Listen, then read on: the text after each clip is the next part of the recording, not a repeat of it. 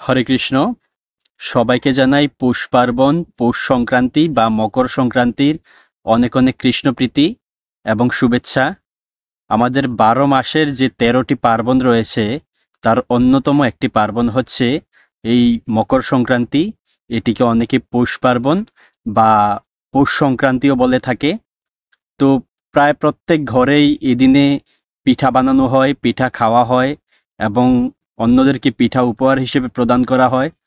এবং এই দিনে সূর্যদেব তার নিজের কক্ষপথ থেকে মকর রাশিতে প্রবেশ করে বিধায় একে মকর সংক্রান্তিও বলা হয়। এবং বিভিন্ন জায়গায় এই উপলক্ষে মেলা বসে, বিভিন্ন মঠ মন্দির বা ধর্মীয় উপাসনালয়ে এদিন পূজা বা ধর্মীয় উপাসনার ব্যবস্থা করা হয়। তো সবাইকে আবারও মকর সংক্রান্তির অনেক অনেক কৃষ্ণপ্রীতি এবং শুভেচ্ছা।